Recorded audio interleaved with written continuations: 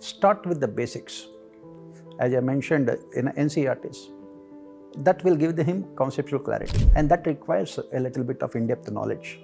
And that is where he can get the necessary assistance from newspapers, magazines, and in our Vision Current Affairs magazines, and our mains 365, because you find a lot of analytical aspects there.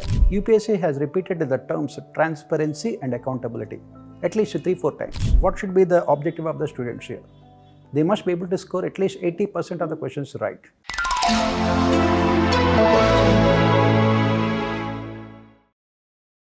Hello everyone, I am Vishal Salsekar and I welcome you all for this special conversational video regarding the strategy of polity and governance.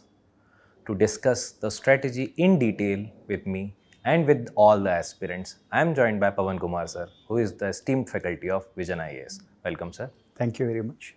So sir, when it comes to polity and governance, basically there are a lot of terms that comes in the mind of students and aspirants. For example, constitution, polity, governance, law, statutes. So how these particular terms are different from each other? What we must remember is that when we are preparing for a civil service examination, the most important thing that students must look for is conceptual clarity. For example, constitution, law, polity, governance, social issues, all of them are interrelated, but they are not similar, nor are they same. So what we have to do is that find out what exactly the meaning of these terms. Starting with constitution. This constitution is basically the document that defines the functioning of the political and administrative systems of the country. It is a legal document. Then comes the law. On the basis of the constitution, the legislations are formulated. For example, take the case of fundamental rights. We have a right against untouchability. Right. So the government has come out with a legislation that prevents untouchability. Right. That is part of law. Similarly, we have a right against exploitation. Right. Then the government has come out with a legislation, Minimum Wages Act. That is part of law. And this law is also assisted with the Supreme Court judgments, various judgments of the Supreme Court. For example, Supreme Court had come out with a judgment in Vishaka versus State of Rajasthan case. On the basis of that, legislature has come out with a law to protect women at workplaces. Right. That is what is called a law. Then comes governance. This governance is a specific part of a constitution and a law that deals with policy formulation and implementation. How these policies are formulated and how they are implemented. What are the major weaknesses? What are the solutions? Right. That is what we say governance. Then comes the most important part, polity. As Ambedkar rightly pointed out, tomorrow, if the constitution of our country fails, the blame should not be on the shoulders of constitutional makers. It should be on the shoulders of the people who are responsible for implementation and who are responsible for them. The political system and the people, because people are electing the political parties. And the polity deals with these aspects. What kind of political systems we have? What is the relation between the center and states? What are major problems in the functioning of our parliament? And what are the issues related to local self-governments? Right. And that is what polity deals with. Exactly. And when students are understanding and writing answers, they must be able to ensure the interlinkages. Exactly. So interlinkages, which is the most important Most aspect, important, which yes. is important from the applied subjects perspective. So sir, when it comes to the importance of polity from the examination perspective, time and again we have seen the magnitude and the number of questions that UPSC is asking, be it the prelims examination and mains.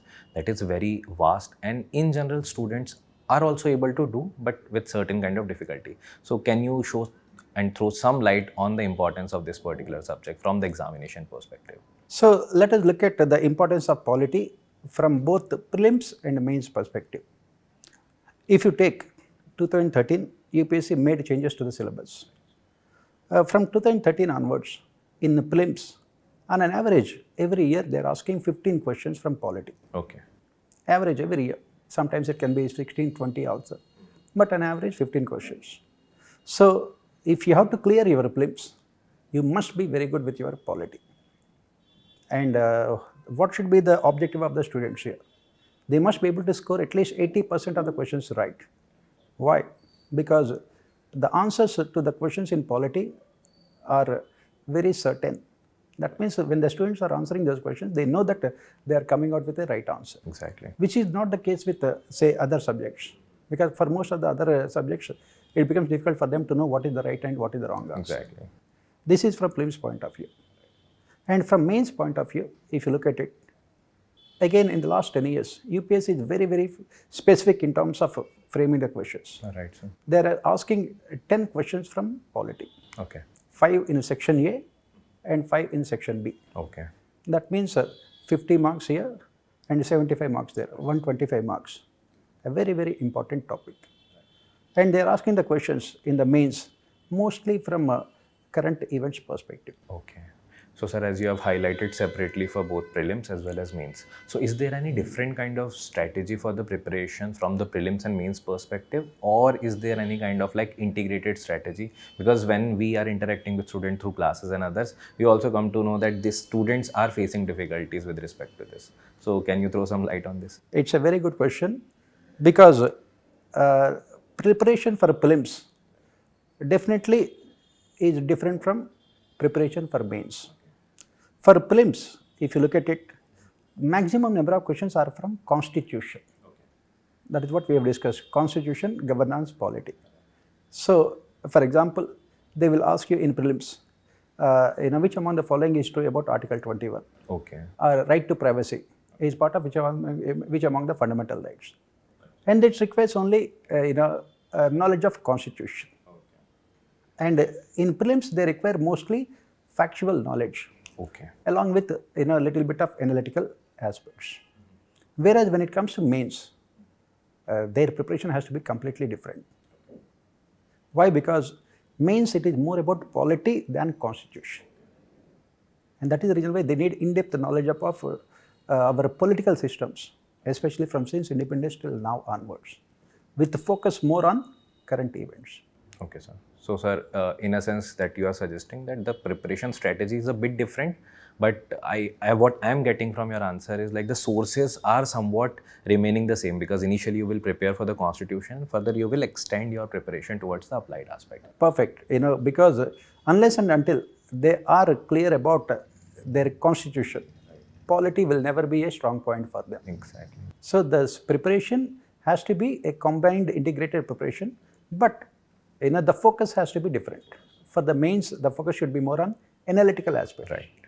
Right, sir. So, sir, as we have to go into the details of the same and going for the analytical aspects, certainly certain sources that might be there that will be different from the sources that the students are referring from the prelims perspective. So, can you suggest certain sources with respect to the integrated preparation as well as separately if you want to suggest anything? For integrated preparation, they can start with basic books, for example, NCERTs, because that gives them basic idea. Because as I said, NCERTs are very good from the perspective of having conceptual clarity. Once they complete their NCERTs, they can go to books like Indian Polity by Lakshmikant, which covers extensively. Okay. And if they want, they can also go through Bare Act of the Constitution, because that gives them a little bit more clarity also. And this should be more than sufficient for prelims. Coming back to mains, they need a little bit more. And what is that little bit more? They must go through the government reports. Okay. For example, center-state relations. They must go through the M.M. Panchi Commission on Center-State Relations. Okay. And 73rd and 74th Amendments. They must go through the second ERC reports on 73rd, 74th Amendments. They must go through the 15th Finance Commission recommendations. And they must go through the reports of Association for Democratic Reforms, ADR, which provides factual information about the functioning of Parliament. And this is what is required.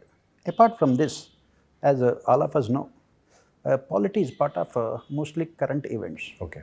And I would suggest the students that they should be reading at least 2 newspapers. Okay. One is Indian Express and the other one is Hindu. And they will provide a lot of information. Right, sir. So, I think in this manner, the applied aspect with respect to the current affairs, that will be done through the newspaper. Yes. And selective reading, Exactly. that's what I'm getting that you want to suggest to the students. Because when we say 2 newspapers, the student already feel overburdened that how they will be like reading 2 newspapers. Very simple here. They can make one newspaper their basic source, like say Hindu. And whatever the articles that they do not find in Hindu, they can go through from Indian Express. And that is where can optimize their time also.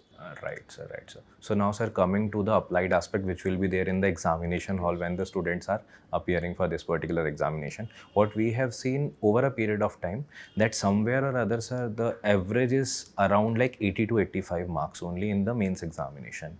And what I'm getting from the discussion with student and also through other sources, that we are like fixed to certain kind of pattern with respect when it comes to the polity and governance. So, sir, why the students are not able to score beyond that? And also on the other end, we have seen some students who are getting like maybe 125 or 130 also. So how different they are doing in the polity and governance from the other students who are scoring roughly average marks? So once we look at those who are getting average 85-90 marks, with those 85-90 marks, they will not attend the interview, nor will they get any kind of rank also. And if around 16,000 people are writing mains, top 75 ranks are the ones who will be getting into IAS. And they are the ones who are scoring around 120, 130 marks.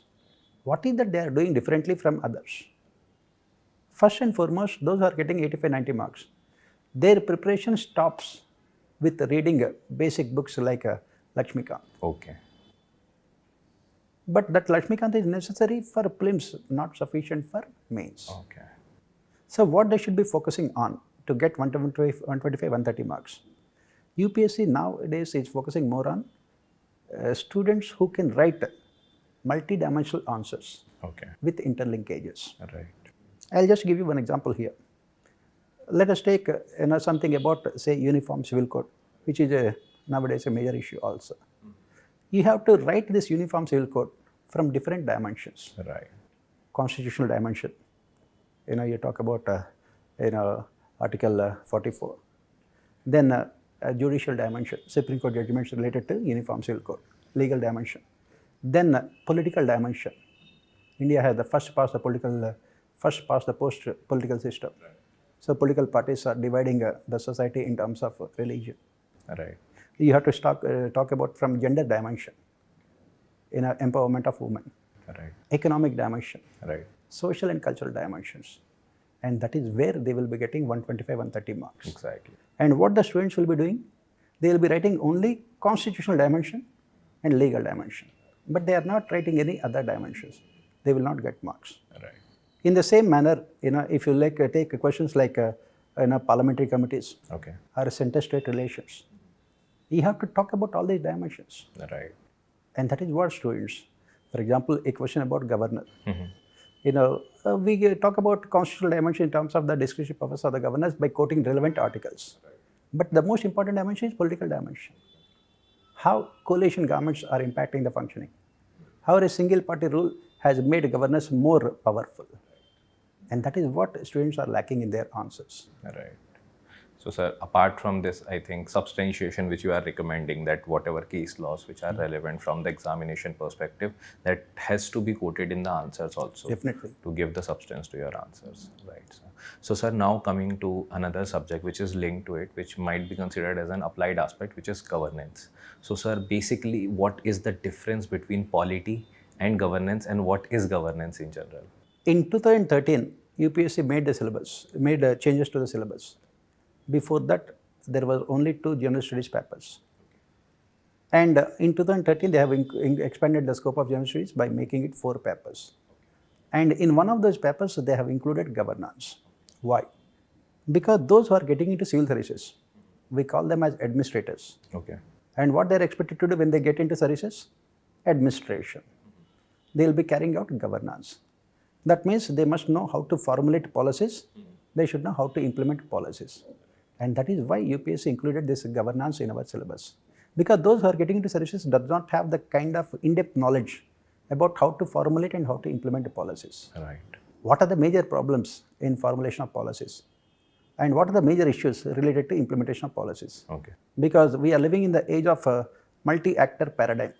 Okay. Model in governance, wherein so many people are part of governance.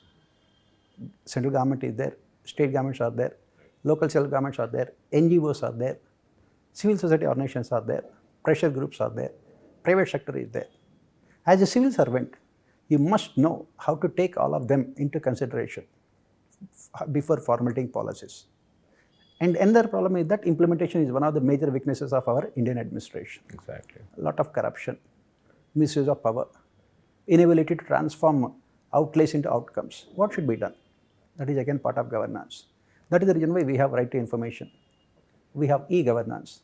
We have citizen charters. We have social audits. And UPSC included all of them in the syllabus. Exactly. So, sir, another important aspect that was incorporated by UPSC is ethics. And I think, as we were discussing also before this, that ethics and governance are some way, specifically for the ethics and governance related aspects, they are similar only because that extend the concept of governance to the ethical governance, right, sir? So, can you suggest something like how governance is going to impact the ethical aspect of the governance and how it is important from the ethics perspective in General Studies 4? If you again go by the syllabus of UPSC in GS paper 2 and paper 4, UPSC has repeated the terms transparency and accountability at least 3-4 times. And that is the reason why there are so many topics which are similar in both the governance and ethics papers. For example, corruption, citizen charters, social audits, e-governance, Right. self-help groups. These are all the topics that are there in both these papers. And why UPSC has done that? Because as we all of us know, for a country like India, for a long period of time, people think that resource constraint is a major problem. Now we are going to become the third largest economy in the world. So resources are not a major problem no longer. What is the problem is optimum utilization of resources. And that is where good governance comes. Right. And how can you achieve this good governance? Through structural reforms like, say, RTI, e-governance, citizen charters, social audits. But we have been implementing them for a long period of time. But what is the reason why they are not successful? That is where ethics comes into picture. That is why we say that ethical governance is necessary to ensure the success of good governance. Those who are implementing those structural reforms, bureaucrats, must have the necessary values: honesty, integrity, empathy, selflessness. And that is what ethics paper will be doing. In ethics paper, you are combining good governance with ethical governance, so that ultimately we can realize the objectives of citizen empowerment. And when students are writing answers, they must be able to integrate both of them, both in polity paper as well as in ethics paper. So, sir, a last question to you is, because we have discussed the importance of polity already, but even apart from general studies too, there are even general studies 1, GS3, GS4. GS4 regarding we have already discussed. So, polity and governance plays a very important role. So, considering this, like how the student should start preparation of this particular subject in general. So, can you suggest a strategy in brief regarding this if a student who is very new to this preparation but want to start with this particular subject of polity and governance, how he or she should start? If a student just coming out of graduation or who is in graduation is preparing for civil services and he wants to clear this examination in his first attempt, what should he do? Start with the basics. As I mentioned in NCERTs, that will give him conceptual clarity. From there, let go a little bit above in terms of difficulty level in a Lakshmikant. Okay. That gives to him complete knowledge about constitution. From there, he should be moving forward, focusing on polity. That means how to integrate this concepts of constitution and law with the functioning of political systems. Okay. And that requires a little bit of in-depth knowledge. And that is where he can get the necessary assistance from newspapers, magazines, and in our Vision Current Affairs magazines, Right. and our mains 365, because you find a lot of analytical aspects there. And from there, he should focus on interlinkages, the last step, interlinkages, linking polity to economy, to administration, to governance, to social issues, to ethics. Right. And that is where you will be scoring 130 marks. And that is the reason why very few students are getting the kind of a score. And this is the most difficult part. And if he can master this, he can be getting into services in his first attempt. Exactly, sir. So, sir, that was very comprehensive, and I think students, whatever doubts they might be facing with respect to this particular subject in general, but also from the starting of the preparation of UPSC, because generally the student picks up the subject which is the polity and governance only. So they might be getting a lot of help and insights from this particular video. And sir, thank you very much, sir, for joining us for this particular discussion. And I hope that student might have found it very, very helpful for their preparation. Thanks for inviting me also to share my ideas with the students. I hope that, as you mentioned, this discussion should help them in preparing in the right direction. Right, sir. Right, sir. Thank you, sir. Thank you. So with this, we came to an end to this particular conversation video regarding the strategy of polity and governance. For more such strategy-specific video and videos on some other topics, stay tuned with Vision IAS. Thank you.